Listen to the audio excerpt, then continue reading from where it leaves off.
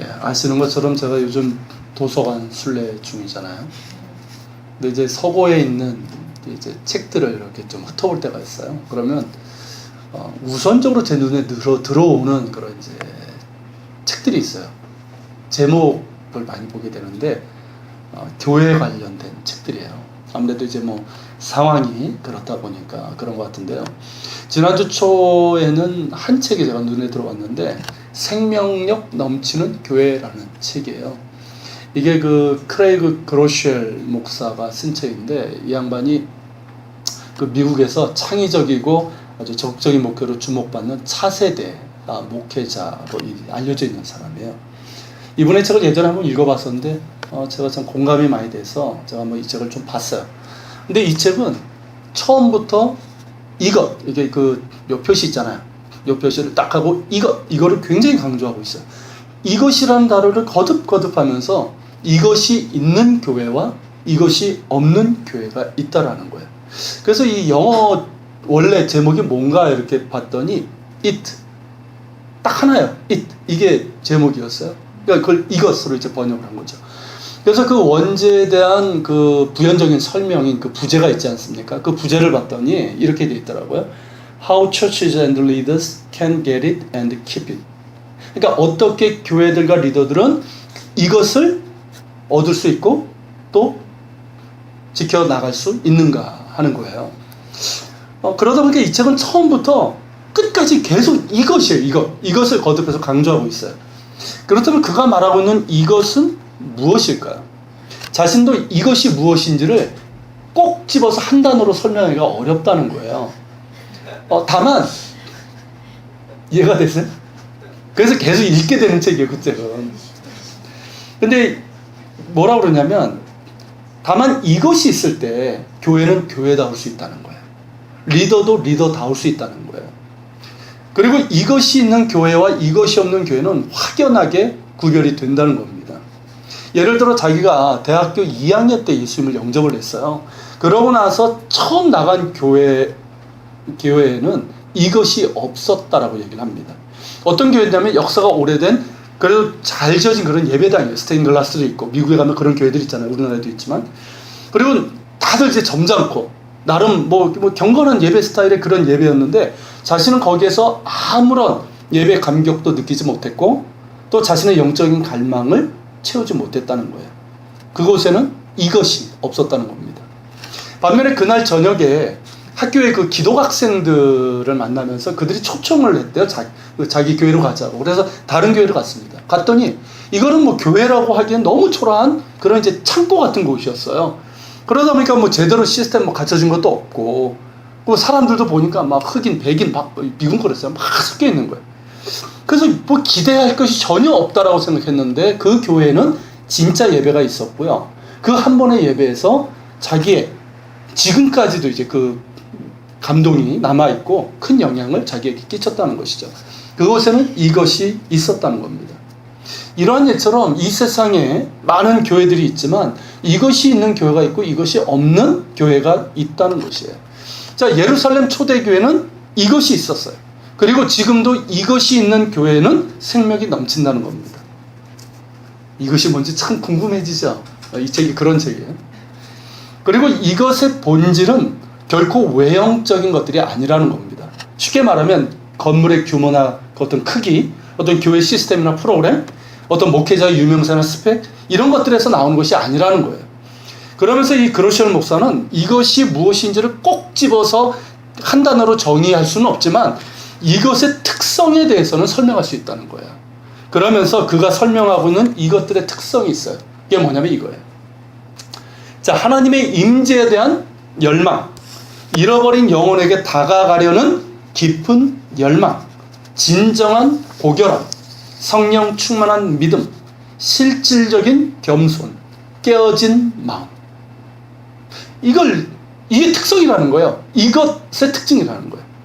그가 나열하고 있는 이것의 특징들을 보니까 이것이 무엇인지 감이 잡히더라고요. 그러면서 저 역시 그랬어요. 이것을 꼭 집어 정의하기는 좀 어렵겠다, 이런 생각이 들었어요. 근데 감은 잡히는 거예요. 그러면서 제가 이 그러시엘 목사가 얘기하고 있는 이것의 특성에서 한 장소가 생각이 났어요. 거기에는 이것이 있었어요. 어딜까요? 그것은 이스라엘에 있습니다. 바로 아둘람이에요.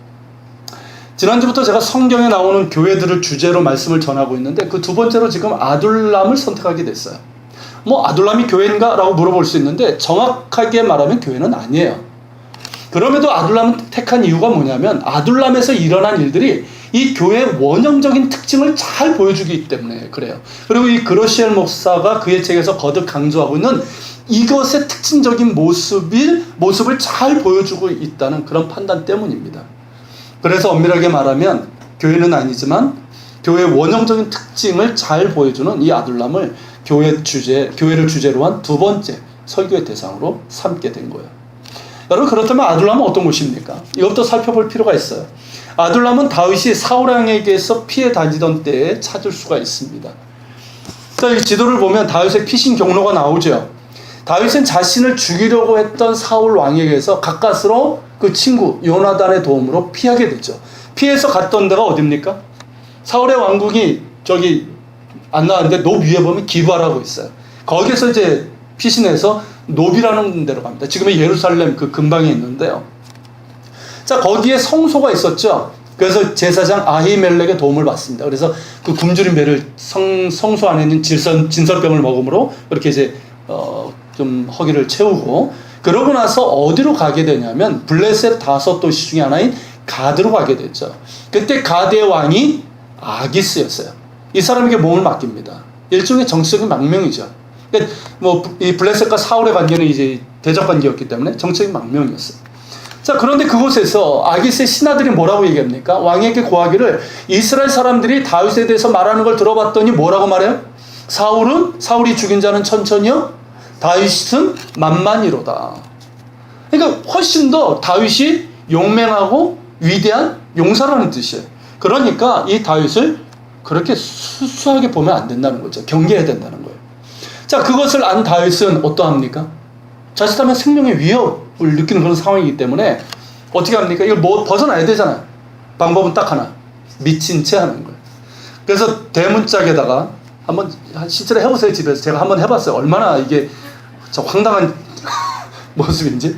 대문짝에 이렇게 그적거리면서 이제 침을 수염에 흘리는 그런 이제 행동을 하면서, 그러니까 이제 가드왕 아기스가 볼 때 어떻습니까? 야, 다윗이 무슨 용사냐, 쟤 미쳤네. 아니, 그러면서 이제 뭐 신경 쓰지 말라는 거죠. 이제 그 틈에 어땠어요? 이 다윗은 나올 수가 있었던 거예요. 자, 그러고 나서 도망간 곳이 어디입니까? 바로 아둘람이에요. 이 아둘람의 위치를 잘 보면요, 그 위치가 블레셋의 그 주 거주지인 이 블레셋 평야 쪽하고, 그리고 이제 이스라엘 사람들의 거주지인 유다 산지의 딱 중간지대에 있어요. 거기를 이제 쉐펠라라고 하는데, 쉐펠라 중에서도 아주 깊숙한 곳에 있어요. 그러니까 지금도 이 아둘람은 찾기가 그렇게 쉽지 않아요. 안에 들어가는 것 자체가 쉽지 않아요. 이 유대 산지에서도 마찬가지예요. 접근이 쉽지 않아요. 그러다 보니까 이 아둘람이라는 말 자체가 어떤 뜻이냐면 피난처라는 뜻을 갖고 있어요. 은신처예요. 그러니까 이 피난처라는 그 뜻과 걸맞게 아둘람은 인근 산에 비해서 살림이 우거진 곳이에요. 그리고 이제 도로가 있잖아요. 도로에서 한참 이렇게 좀 비껴나 있어요. 그러다 보니까 사람들이 접근하기가 참 어려운 곳이에요. 우리나라 경기도 여주인가 그런 데도 그런 데가 있더라고요. 경기도인데도 6.25 때 전쟁이 난지 몰랐던 마을이 있더라고요. 아마 그런 데라고 우리가 생각할 수 있어요. 그리고 이 아둘람 지역에는 수많은 석회 동굴이 널려 있습니다. 그러니까 그 동굴 중에 하나에 다윗이 숨어 있었던 것이죠. 그러니까 우리는 이런 성경의 기록과 이 아둘람의 지형적인 위치를 통해서 그 당시 다윗이 처한 상황에 대해서 알 수가 있는 거예요. 어떤 상황입니까? 자신의 목숨을 노리는 사울을 피해서 블레셋 땅으로 피했어요. 적의 적은 아군이라는 그런 말처럼 잠시 몸을 맡길 수 있었지만 그곳에서도 오래 있을 수 없어가지고 다시 도망해서 피한 곳이 아둘람 동굴이에요. 그러니까 블레셋도 쉽게 접근할 수 없고 사울 역시 쉽게 찾아낼 수 없는 그곳으로 피한 거예요. 그러니까 다윗이 처한 상황은 뭡니까? 바꿔 말하면 여기도 저기도 갈 수 없는 그런 상황이었다는 거예요. 그리고 범죄자처럼 숨어 지내야만 하는 그런 상황이었어요. 자, 이런 상황을 인간적으로 보면 어떻습니까? 참 기가 막히죠. 그리고 참 딱하고 처량하고 한숨만 나오는 그런 상황인 거예요. 실제로 아둘람 동굴에 가면요, 이 다윗이 처했던 그 비참하고 처참한 상황이 절로 느껴져요. 뭐 다윗을 잘 아는 사람들은 이스라엘에 오면은 꼭 가고 싶어하는 데가 이 아둘람이에요. 그래서 저한테 자꾸 이제 막 새벽에도 전화하는 사람들이 있어요. 아둘람 어디냐고. 아이, 전화하려면 좀 이렇게 좀 낮에 전화를 하지. 저 역시 이제 아둘람 동굴 이제 가서 이제 얼마 안 됐을 때 정말 가고 싶어 했었어요. 그래서 어떻게 하냐면 제가 이제 목회했던 요바교회 교인들과 함께 현장 예배를 갔어요. 그러니까 일종의 야외 예배인데 우린 성경의 현장을 가니까 현장 예배라고 불러요. 우리나라에 와서 제일 아쉬운 게 그거예요. 현장 예배가 없다는. 자, 이 현장 예배로 아둘람 동굴을 택했고요. 그리고 이제 거기 동굴을 찾아야 되니까 이스라엘에 있는 대학에서 고고학을 전공하고 있는 선교사님을 특별히 모셨어요. 제가 확인했어요. 아세요? 그랬더니 안 돼. 됐다고. 그리고 설명도 굉장히 잘하면서 갔어요. 쭉쭉쭉쭉쭉. 찾았을까? 우리가 아둘람으로 가긴 갔어요. 갔어요? 그러니까 거기 이제 그 다윗 이후에 이제 성도 생겼거든요. 그러면서 이제 유적지가 있는 곳이에요. 여길 갔어요. 이런 유적지가 있어요. 저희 그냥 돌담이 아니에요. 그리고 이 장소에요. 여기에서 바로 예배를 드렸어요. 자, 이렇게 예배를 드렸는데 정작 아둘람 동굴 때문에 간 거잖아요. 동굴 때문에. 그 동굴은 찾지를 못했어요. 이 선교사님도 위치를 제대로 모르는 거예요. 왜냐면 거기 이제 널려 있으니까 이거 같기도 하고 저거 같기도 하고 뭐 이 중에 하나요? 뭐 이러고. 그리고 뭐 다윗이 거기다가 뭐 자기 이름을 써놨겠어요. 그러니까 뭐 어떻게 하겠습니까? 그래서 결국 아쉬움은 컸지만 거기서 그냥 예배드리고 밥 먹고 그러고 왔어요. 그러고 나서 한 1년쯤 지나서 미국에서 온 어느 목사님을 제가 모시고 아둘람 동굴을 찾은 적이 있어요. 그 목사님께 그랬죠. 저도 잘 모르는데 한번 가보실래요? 찾아보실래요? 되게 가재요. 남는 게 시간밖에 없다고. 그래서 이번에 이제 다시 한번 흩어보려고 간 거예요. 근데 정말 여호와의 일회였어요. 거기 가는 동안 차 한 대, 사람 한 명도 만나지 못했는데 그 정상에서 유대인 답사팀을 만났어요. 그냥 유대인이 아니라 답사팀. 그래서 얼마나 이게 할렐루야입니까? 그래가지고 그 사람이 됐어요. 아, 우리 동굴을 찾으러 왔다. 아둘람 동굴이 어디 있냐? 그랬더니 저를 이렇게 보더니 그것도 모르냐는 식으로 밑에 있다는 거예요. 근데 바로 여기였었거든요. 제가 요 자리에 있었어요. 바로 밑에 있다는 거예요. 아니 1년 전에 여기서 예배 드렸단 말이지 밑에 있다는 거예요. 그래서 이해가 안 되는 거예요. 그랬더니 저쪽에 가면 동굴이 있대요. 그래서 그리 가봤어요. 갔더니 이런 게 있는 거예요. 아니 무슨 조그만 무슨 개구멍 같잖아요. 그래가지고 아 뭐야 이거 개구멍 짐승 동굴도 아니고. 그래가지고 이거 속은 거 아닌가 싶은 마음으로 들어갔어요. 그런데 웬걸이요? 그 안에는 무척이나 넓은 공간이 있는 거예요.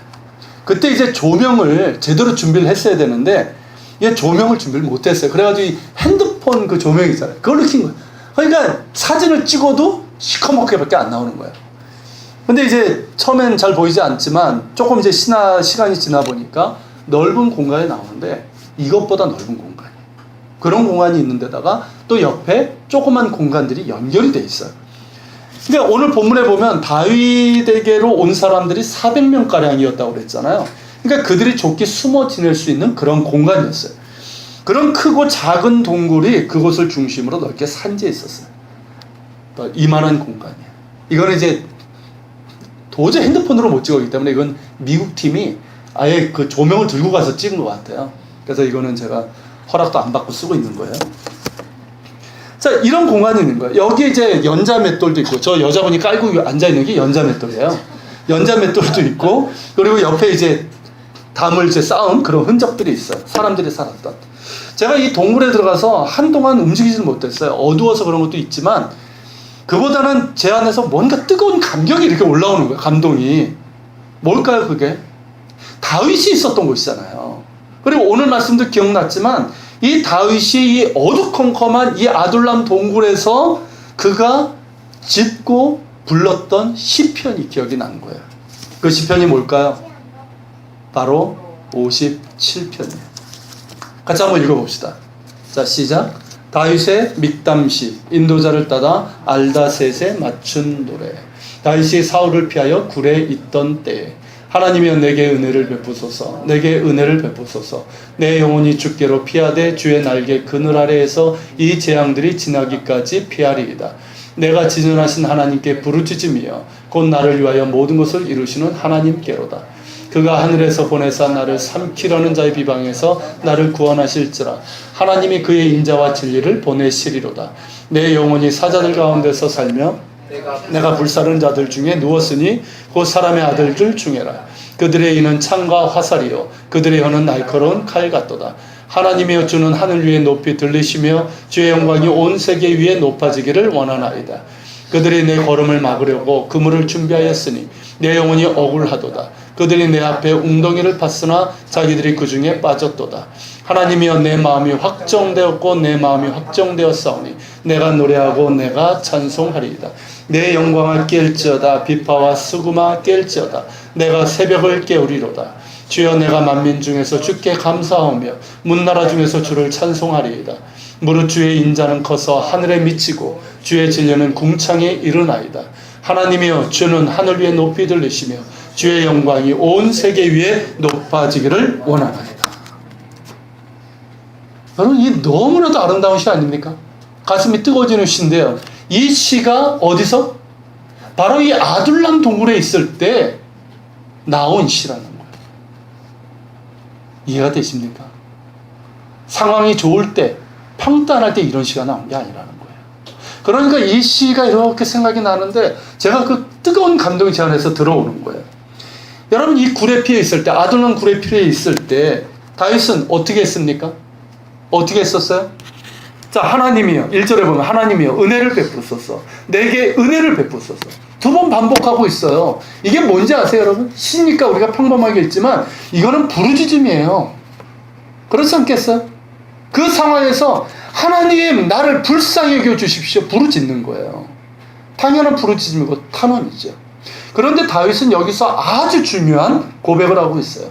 내 영혼이 주께로 피하되 주의 날개 그늘 아래에서 이 재앙들이 지나기까지 피하리이다. 자, 지금 그가 피해 있는 곳은 어디입니까? 동굴이에요. 그런데 그의 고백은 나의 진정한 피난처는 이 동굴이 아니라 누구다? 하나님이시라는 거예요.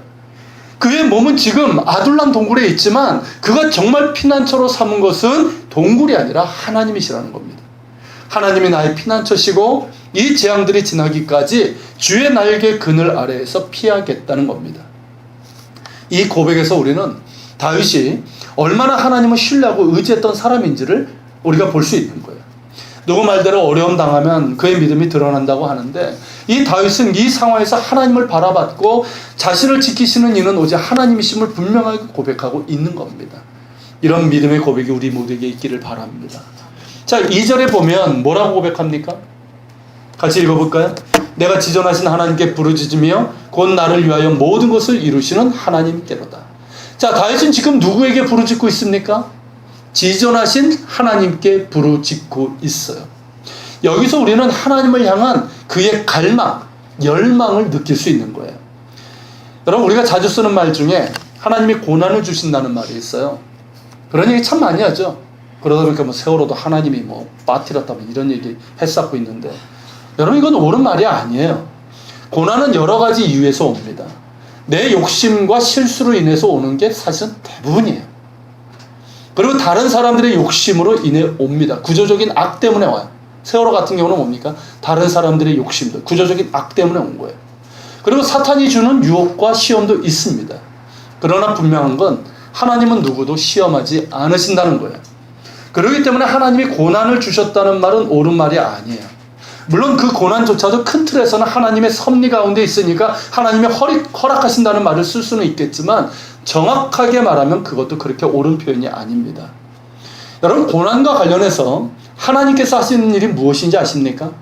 그것은 악을 선으로 바꾸시는 하나님이신 거예요. 모든 것이 합력하게 하셔서 선을 이루시는 거예요. 내게 일어난 모든 것들, 우리에게 일어난 모든 일들을 합력하게 하셔서 당신의 뜻을 이루어 가시는 이것이 하나님께서 고난 가운데 하시는 일입니다. 자, 고난을 통해서 나를 깨우쳐 주십니다. 나를 낮추십니다. 그래서 나로 하여금 더 하나님 앞에 바로 서게 하십니다. 나를 회개로 이끌기도 하시고 나를 단련하기도 하십니다. 내 안에 있는 영적인 불순물을 빼내기도 하시고 나를 더욱더 믿음의 사람으로 만들어 가시기도 하십니다. 그래서 욥이 고백한 것처럼 고난을 통해서 내가 정금같이 나오는 것이고 이전에는 내가 귀로만 하나님을 듣더니 이제는 눈으로 주를 배우는 영적인 업그레이드가 이루어지도록 이끌어 가시는 거예요. 이것이 하나님이 하시는 일입니다. 문제는 뭐냐면 영적 갈망이에요. 내 안에 하나님의 은혜에 대한 이 갈망, 은혜에 대한 사모함이 있어야 한다는 겁니다. 하나님께서 은혜를 주시지만 하나님을 찾는 자에게 은혜를 더해 주십니다. 은혜를 갈망하는 자가 은혜가 귀한지를 알아요. 그리고 이 은혜를 경험할 때 우리는 더욱더 하나님을 갈망하게 됩니다.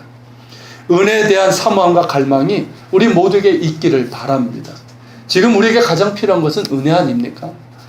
하나님의 은혜요. 그 하나님의 은혜를 사모하며 갈망하는 자에게 하나님께서 그 얼굴을 비추사 은혜 주시고 평강 주시는 겁니다. 그리고 하나님께 대한 신뢰예요.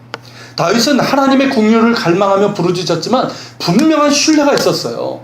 나를 위해서 모든 것을 이루시는 하나님이라고 고백하고 있잖아요. 나를 위해서 모든 것을 이루시는 하나님께 대한 깊은 신뢰와 겸손한 신뢰가 그에게 있었다는 거예요. 우리가 늘 기억해야 되고 특별히 고난 가운데서 기억해야 될 것은 하나님은 나를 위해서 일하신다는 사실입니다. 고난 가운데서도 하나님은 모든 것이 합력하게 하셔서 당신의 뜻을 이루어 가신다는 이 사실이에요. 이 사실을 우리가 깊이 인식하고 하나님 앞에 자신을 낮춰야 됩니다. 고난이라는 상황이 우리를 낮추지만 정말 하나님 앞에 겸손히 엎드려야 됩니다. 다윗처럼 나를 불쌍히 여겨달라고 부르짖어야 돼요. 하나님 앞에 마음껏 울부짖기도 하고 내 울분을 쏟아 놔야 됩니다. 이해 안 되잖아요, 솔직히. 그렇지 않습니까? 혼란스럽잖아요. 그것 다 쏟아 놓을 수 있어야 돼요. 이것은 점잖지 못한 일이 아니라 하나님의 사랑을 받은 자녀의 마땅한 모습입니다. 그러면서 하나님의 긍휼을 구하십시오. 그리고 감사함으로 순종하십시오. 그 고난의 상황을 통해서 깨닫게 하시는 것이 있다면 감사하세요. 나에게 회개의 마음을 주셨다면 감사하고 다 토해내셔야 돼요. 나를 치유하길 원하시면 주님의 손길에 나를 맡기십시오. 나에게 변화를 요구하시고 결단을 원하신다면 변화받기를 구하고 결단하셔야 돼요. 주님께서 원하시는 것이 깨달아지면 감사함으로 순종하시길 바랍니다. 그리고 신뢰하십시오. 다윗처럼 나를 위해서 모든 것을 이루시는 하나님, 나를 위해서 일하시는 하나님을 겸손히 신뢰하십시오. 그리고 기다리며 하나님을 찬양하는 거예요. 여러분, 다윗은 기다릴 줄 아는 사람이었어요. 어떻게 기다릴 줄 있는지 아십니까? 하나님을 겸손히 신뢰하기 때문에 기다릴 수 있는 거예요. 하나님을 겸손히 신뢰할 수 있기 때문에 기다릴 수 있고 찬양할 수 있는 거예요. 자, 5절을 한번 볼까요? 하나님이여, 주는 하늘 위에 높이 들리시며 주의 영광이 온 세계 위에 높아지기를 원하나이다. 하나님을 찬양하고 있잖아요. 자, 부르짖는 그 상황에서 시작된 그가 지금은 어떻게 합니까? 하나님을 찬양하고 있어요. 9절 11절도 마찬가지예요. 같이 읽겠습니다. 주여, 내가 만민 중에서 주께 감사하며 문나라 중에서 주를 찬송하리이다. 무릇 주의 인자는 커서 하늘에 미치고 주의 진리는 궁창에 이르나이다. 하나님이여, 주는 하늘 위에 높이 들리시며 주의 영광이 온 세계 위에 높아지기를 원하나이다. 여러분, 얼마나 뜨거운 감사이고 찬양입니까? 그렇잖아요? 이 찬양에서 비참하고 고통스러운 상황이 느껴지십니까? 그렇지 않아요. 인간적으로 보면 비참하고 억울하고 고통스러운 그 모든 상황을 뒤덮고도 남는 감사와 찬양이 있을 뿐이에요. 힘들지만 그때에 하나님의 긍휼을 구하고 부르짖고 힘들고 아무것도 보이지 않아도 하나님을 겸손히 신뢰하며 감사하며 찬양할 때 하늘로부터 내려오는 하나님의 은혜가 나를 뒤덮는 겁니다. 그럴 때 우리는 찬양할 수 있는 거예요. 더불어서 그럴 때 주어지는 게 비전입니다. 여러분, 하나님의 은혜가 나를 뒤덮을 때 나에게 일어나는 변화가 뭔지 아세요? 내 안에 샬롬이 일어나게 돼요. 샬롬이 생겨요. 담담이 주어져요. 자유함이 주어지고요. 또한 소망이 주어집니다. 비전이에요. 여러분, 다윗이 뭐라고 선포합니까? 7절 8절을 보겠습니다. 하나님이여, 내 마음이 확정되었고 내 마음이 확정되었사오니 내가 노래하고 내가 찬송하리이다. 내 영광을 깰지어다. 비파와 수금을 깰지어다. 내가 새벽을 깨우리로다. 자, 보시죠. 지금 다윗의 마음이 어때요? 흔들림이 있습니까? 흔들림이 없어요. 흔들림이 없다는 거예요. 확정되었다는 거예요. 이제 그를 덮고 있었던 두려움, 낙심, 한탄, 울분, 걱정, 근심은 어때요? 모두 사라졌다는 거예요. 이제 더 이상 흔들리지 않는다는 거예요. 내 마음이 확정됐고 내 마음이 확정되었다는 거예요. 그러니까 나는 노래하고 찬송할 수 있는 거예요. 하나님의 은혜가 나를 덮으면 담대함이 주어집니다. 두렵지 않게 되는 거예요. 그리고 여러분 샬롬이 주어져요. 자유함이 주어져요. 묶이지 않게 돼요. 내 마음이 더 이상 흔들리지 않고 확정이 되는 겁니다. 그러면서 주님께서 주신 비전으로 나아가는 거예요. 내 영광을 깰지어다. 비파와 수금을 깰지어다. 내가 새벽을 깨우리로다. 하나님의 은혜에 힘입어서 하나님을 겸손히 신뢰하며 하나님이 주시는 담대함으로 나아가는 거예요. 주님께서 주신 그 비전을 가지고 선포하는 거예요. 그럴 때 다윗이 믿고 고백한 것처럼 하나님께서 나를 위해서 모든 것을 이루어 가시는 겁니다. 여러분 실제로 다윗의 삶을 보면 그렇지 않았습니까? 그렇게 됐잖아요. 그대로 이루어졌어요. 적어도 하나님을 겸손히 신뢰하는 사람이라면 그 믿음대로 이루어집니다. 하나님께서 이루어 가십니다. 이런 믿음의 사람들 다 되시기를 축원합니다. 이런 일들이 아둘람 동굴에서 있었단 말이죠. 참 놀라운 것이고 은혜로운 것이에요. 그런데 더 놀라운 것은 뭐냐면 이런 역사가 비단 다윗에게뿐만 아니라 그곳에 있던 모든 사람들에게서 일어났다는 거예요. 자, 본문 2절에 보면 다윗이 아둘람 굴에 있을 때 가족들 외에 어떤 사람들이 그에게로 모였다고 합니까? 환난당한 모든 자와 빚진 모든 자와 마음이 원통한 자가 다 그에게로 모였고 그는 그들의 우두머리가 되었는데 그와 함께한 자가 400명 가량이었더라. 자, 어떤 사람들이 왔어요? 당대의 똑똑한 사람, 잘난 사람, 그런 사람들입니까? 정반대. 환난당한 모든 자, 빚진 모든 자, 마음이 원통한 자들이에요. 쉽게 얘기하면 당시 이스라엘 사회 저변적 하층에 있었던 사람들이에요. 자, 사울왕이 폭정을 했어요. 그러니까 백성들의 삶이 고단하고 그로 인해서 고통받고 이 불만을 품은 사람들이 많았는데 그런 사람들이 다윗에게로 몰려왔다는 거예요. 자, 이런 사람들이 모이면 어떤 그림이 그려집니까? 앞으로 이 사람들이 어떤 공동체를 이룰 것 같아요? 그림이 안 그려져요? 자, 이 사람들이 앞으로 어떤 공동체를 만들 것 같습니까? 산적대요, 이거는. 딱 장소도요, 거기는 산채, 산채 그냥. 누구도 찾지 못하는 산채. 산적대, 조금 좋게 말하면 의적. 그러니까 다윗은 우두머리가 됐으니까 다윗은 임꺽정. 그렇게 될 수밖에 없는 거예요. 아니면 사울 왕권을 뒤집어 버리려고 하는 어떤 반란군이 될 가능성이 높은 거예요. 뭘 기대할 수 있겠어요? 자, 환난당한 자와 빚진 자와 마음이 원통한 자들이 모였을 때 예상되는 자연스러운 모습이란 말이에요, 이게. 그런데 어떻게 됐습니까? 본문의 짧은 기록으로는 다 자세하게 나올 수 없지만 어디에도 이들이 산적대가 되었거나 반란을 일으켰다는 기록이 없어요. 그리고 이어지는 내용과 앞으로 다윗이 이룰 그 왕국을 보게 되면 이 400명의 무리들은 다윗과 같은 행보를 걸었어요. 그러면서 다윗이 왕이 되고 또 왕국을 발전시키는데 아주 중요한 역할을 합니다. 그래서 이스라엘 역사 가운데서 가장 영적으로나 국가적으로 왕성한 시대를 열었어요. 여러분, 이것이 무엇을 말하는 걸까요? 이 400명의 공동체에 무언가 중요한 변화가 있었다는 것을 의미하는 거예요. 그 환난당한 모든 자와 빚진 자와 마음이 원통한 자들이 다윗과 같은 믿음의 사람들이 되었고요. 그렇게 변화가 됐고 새벽을 깨우는 비전 공동체가 되었음을 보여주는 거예요. 이제 이들은 더 이상 환난당한 자들, 빚진 자들, 마음이 원통한 자들의 공동체가 아니에요. 은혜 공동체고 예배 공동체고 믿음의 공동체고 비전의 공동체가 된 거예요. 여러분, 이 모습이 뭘로 보이십니까?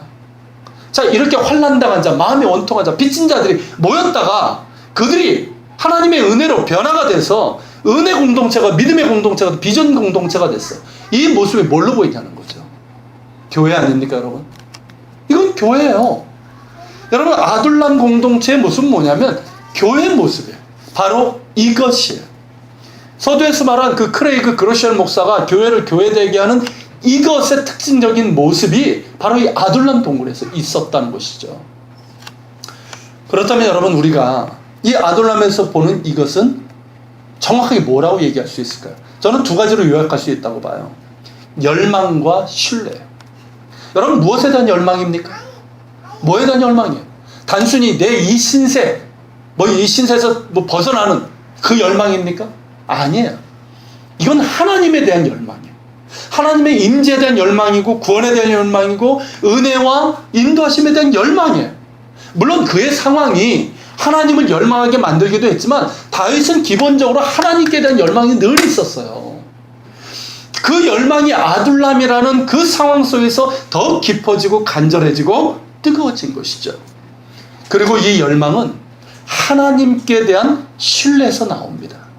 하나님께 대한 신뢰에서 나오고 하나님을 향한 열망을 통해서 하나님을 더욱더 겸손히 신뢰하게 됩니다. 그러니까 그 힘든 가운데서도 감사하며 찬양할 수 있었던 거예요. 그리고 여러분, 이 열망과 신뢰는 결국 예배를 통해서 나타나게 돼 있어요. 자, 기도를 통해서 나타날 수밖에 없어요. 찬양을 통해서 나타나는 거예요. 그의 찬양이 뭡니까? 그 예배가 바로 시편 57편이에요. 그의 열망과 그 신뢰가, 하나님을 향한 신뢰가 그대로 고스란히 나오고 있는 거예요. 여러분, 예배는 뭡니까? 예배는 어떤 의식이 아니에요. 하나님을 향한 열망입니다. 하나님을 향한 신뢰예요. 이게 예배예요. 기도도 찬양도 모두 하나님을 향한 열망이고 신실하신 하나님을 향한 신뢰입니다. 하나님의 임재를 사모하고 하나님의 긍휼을 구하고 하나님의 구원을 바라면서 하나님의 이름을 기뻐하는 것이 예배예요. 하나님을 향한 열망이 있는 예배는 살아있고 충만한 은혜가 임합니다. 비록 초라하고 제대로 갖추어지지 않은 예배 공간이라고 할지라도 하나님을 향한 열망이 있는 예배는 살아있고 생명력이 넘치고 은혜로 충만합니다. 건물이나 시스템이나 시사 같은 설교자에게 달려있는 것이 아니란 말이에요. 그 안에 하나님을 향한 열망이 있어야 됩니다. 여러분, 교회를 교회되게 하는 이것은 바로 하나님을 향한 열망과 신뢰라고 할 수 있습니다. 이것이 있을 때 교회는 교회다울 수 있어요. 리더는 리더다울 수 있는 거예요. 우리 예한교회를 주님의 몸된 교회로 만드는 것은 교회의 주인이신 주님을 향한 열망과 신뢰입니다. 건물이나 돈이나 사람의 숫자나 프로그램이나 유명세 있지 않아요. 교회의 주인이신 주님을 향한 열망과 신뢰가 우리 교회를 교회되게 하는 이것입니다. 그리고 아둘람처럼 하나님을 향한 신뢰와 열망이 이 예배를 통해서 나타나기를 소망합니다. 하나님을 향한 열망과 신뢰만 있으면 저는 된다고 봐요. 뭐 다른 거 좀 없으면 뭐 사실 없잖아요. 이만큼 있는 것도 할렐루야인데 지금. 여러분, 하나님을 향한 열망과 신뢰만 있으면 돼요. 그러면 우리 예배에는 하나님의 임재와 은혜가 임하고 하나님 나라의 능력을 맛보게 될 것입니다. 여러분, 예배를 통해서 하나님의 임재와 은혜를 맛보게 되면 세워지는 것이 둘이 있어요. 그 둘이 뭔지 아십니까? 첫째는 공동체예요. 여러분, 아둘람은 사실 이 공동체라고 하기에는 너무나도 많은 상처를 갖고 있었어요. 그렇지 않습니까? 환난당한 자들, 빚진 자들, 마음이 원통한 자들이 모여들었어요. 너무나 상처가 많고 문제가 많고 한계와 약점이 많아요.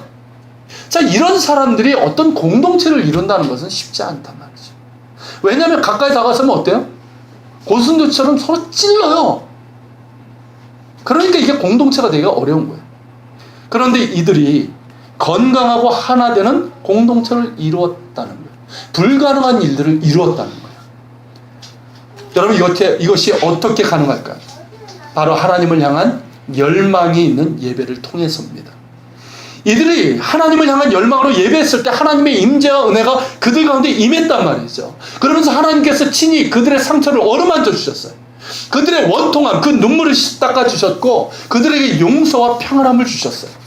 이제 그들은 용서받은 사람들이 되었어요. 치유받은 사람들이 되었어요. 감사할 줄 아는 사람들이 되었어요. 그러면서 눈에 보이는 게 뭔지 아십니까? 다른 사람들이에요. 여러분, 내 안에 상처에 집중을 하면 다른 사람이 보이질 않아요. 내가 아파 죽겠는데 무슨 남이 보여요. 내 실패에 묶이고 염려와 걱정과 분노에 끌려다닐 때는 다른 사람이 제대로 보이지 않습니다. 그냥 나와 틀린 사람이에요. 그 사람은 나와 상관없는 사람이고요. 나를 이용해 먹거나 나를 힘들게 할 사람으로밖에는 보이지 않아요. 그러나 하나님의 은혜를 경험한 사람들은 다른 사람들이 보이기 시작하는 거예요. 나처럼 다른 사람들도 하나님의 은혜를 입은 사람들로 보이는 거예요. 또 하나님의 은혜가 필요한 사람들로 보이는 거예요. 그러니까 어떻게 됩니까? 다른 사람들을 인정하기 시작하는 거예요. 용납하기 시작하는 거예요. 그리고 용서하기 시작하는 거예요. 그리고 상대방을 인정하는 법도 배우고 여전히 부족하지만 사랑하며 섬기는 법을 배우게 되는 거죠. 그러면서 세워지는 게 뭡니까? 그게 바로 공동체예요. 여러분, 공동체는 그냥 세워지는 게 아닙니다. 사람들이 모였다고 해서 저절로 세워지는 게 아니에요. 친해진다고 해서 세워지는 것도 아니에요. 여러분, 친해지면 뭐가 되는지 아십니까? 친한 사람끼리의 파당 뺏게 되지 않아요. 여러분, 공동체를 하나로 연결해주는 무엇이 있어야 됩니다. 그것이 바로 하나님의 은혜, 하나님의 사랑이에요. 나를 용서하시고 있는 모습 그대로 받아주시고 사랑하시는 그 하나님의 은혜, 그 사랑의 경험이 우리를 하나로 연결해 주는 거예요. 주님 사랑 안에서 하나 되는 공동체가 되는 겁니다. 여러분, 은혜가 넘치는 교회는 건강한 공동체가 됩니다. 서로의 부족함이 있어요. 약점이 있고 한계가 있습니다. 상처들이 있고 다른 점들이 있지만 그것을 품어 안을 수 있는 넉넉함이 있는 건강한 공동체가 될 수 있습니다. 서로에게 관심을 가지고 도와주고 섬기고 기도해주고 격려해주고 함께 울고 함께 우는 사랑의 공동체가 될 수 있습니다. 이것이 하나님의 은혜가 임하는 교회 공동체의 모습입니다. 여러분, 두 번째로 하나님의 임재와 은혜를 맛보게 되면 세워지는 두 번째가 있는데 그게 뭐냐면 비전이에요. 자, 아둘람 공동체는 어떤 공동체가 됐습니까? 비전 공동체가 됐어요. 내가 새벽을 깨우리로다. 이 가슴 벅찬 비전을 품고 나아가는 공동체가 된 것이에요. 사실 이 아둘람 사람들, 환난당한 자들, 빚진 자들, 이 마음이 원통한 자들이 맞부딪힌 상황은 뭡니까? 칠흑 같은 어둠이었어요. 그렇지 않습니까? 그냥 어둠이었어요. 아무것도 보이지 않았어요. 절망적이었어요. 그냥 절망의 어둠이고 상처와 원망과 탄식의 어둠이었어요. 그런데 하나님의 임재와 은혜가 그들에게 임했을 때 그들에게 새벽이 열렸어요. 빛이 임한 거예요. 새벽을 깨우는 비전이 그들에게 주어지게 된 것입니다. 여러분, 히브리어로 비전을 하존이라고 그래요. 하존. 카존도 아니고 하존도 아니고 중간 발음이에요. 하존이에요. 근데 너무 따라하려고 하지 마세요.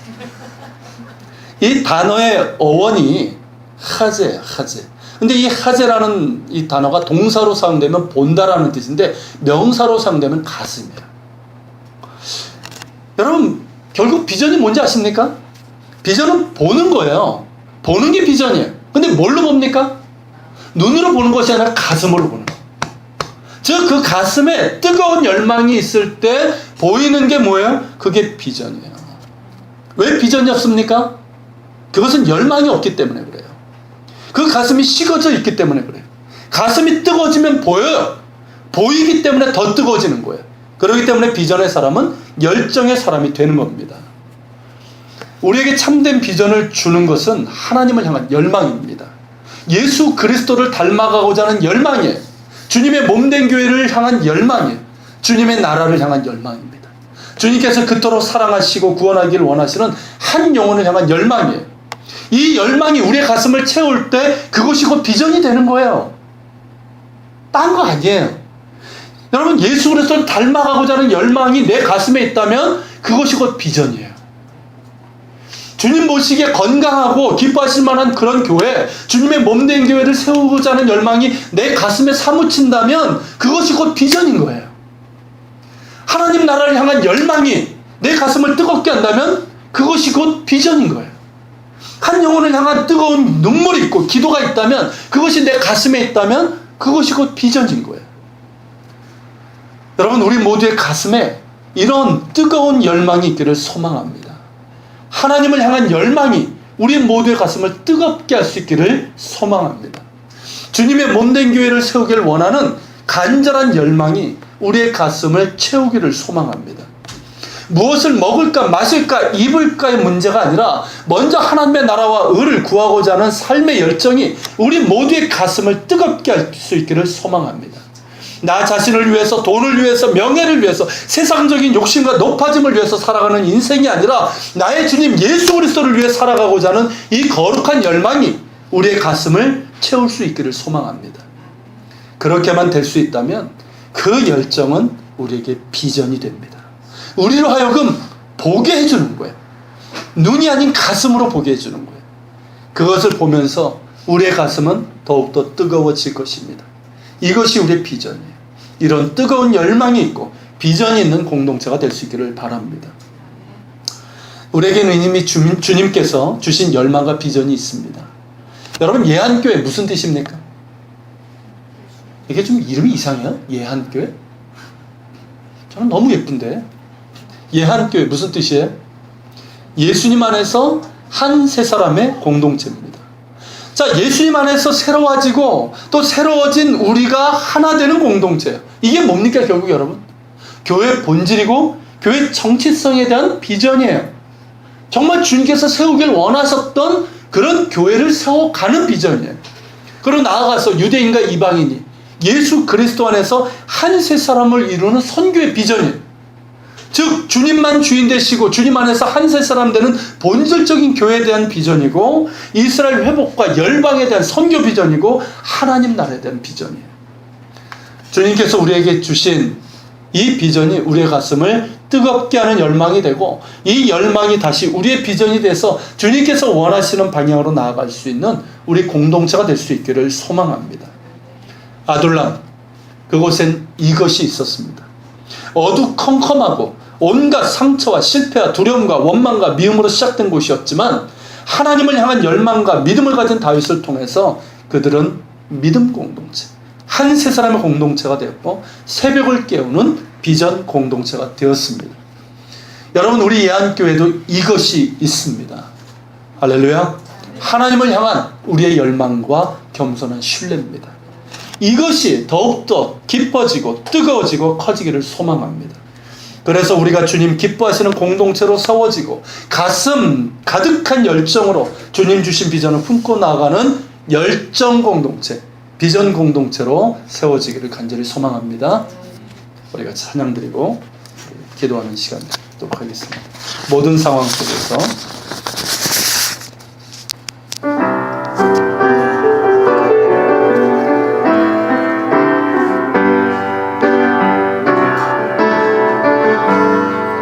모든 상황 속에서 주를 찬양할지라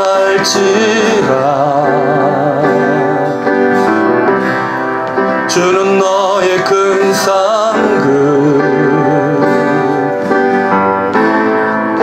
큰 도움이시라 주의 얼굴 구할 때 주의 영을 부사 크신 사랑 안에서 주를 보게 하소서. 내 영혼이 확정되고 확정되어 싸우니 믿음의 눈 들어 주를 바라봅니다. 내 영혼이 확정되고 확정되어 싸우니 믿음의 눈 들어 주를 바라봅니다. 주를 찬양할 때 주의 나라 이미 임했네. 주의 영원한 나라 주 보게 하소서. 내 영혼이 확정되고 확정되어 싸우니 믿음의 눈 들어 주를 바라봅니다. 내 영혼이 확정되고 확정되어 싸우니 믿음의 눈 들어 주를 바라봅니다. 내 영혼이 확정되고 확정되어 싸우니 내 영혼이 확정되고 확정되어 싸우 믿음의 눈을 들어 주님을 바라봅니다. 주를 바라봅니다. 내 영혼이 확정되고 확정되어 싸우니 확정되어 싸우니 믿음의 눈 들어 주를 바라봅니다. 우리 같이 기도할 때 한번 우리 오른손을 한번 들든지 아니면 손을 좀 가슴에 얹든지 그렇게 한번 기도했으면 좋겠습니다. 하나님, 다윗이 그 어두컴컴한 그 습한 그 절망적인 동굴에서 그가 부르짖었지만 하나님을 향한 그 갈망을 가지고 하나님을 향한 신뢰를 가지고 갈망을 했습니다. 그래서 주님 그 갈망대로 주님이 임하셨고 그에게 크신 은혜를 주셨나이다. 그래서 그뿐만 아니라 그와 함께한 400명의 사람들이 그 한계와 상처와 그 모든 것들을 극복하고 믿음의 공동체, 은혜 공동체, 예배 공동체, 열정의 공동체, 비전의 공동체가 됐습니다. 주님, 우리에게도 이러한 하나님을 향한 열망이, 하나님을 향한 신뢰가 우리 가운데 더 뜨거워지기를 원합니다. 주님, 더 뜨거운 열망으로 하나님을 예배하게 하시고 또 하나님, 이런 열망을 가지고 하나님의 은혜를 받아 우리가 하나님께서 원하시는 그런 공동체를 이루어갈 수 있도록 또 주님께서 주신 열망이 우리의 비전이 될 수 있도록 도와주시옵소서. 특별히 하나님, 우리 교회에 주신 이 비전이 우리의 열망이 되게 해주시고 이 열망이 또한 더 뜨거운 비전이 되게 하여 주시옵소서. 우리 같이 주님 앞에 기도하며 간절히 기도하며 나갑니다.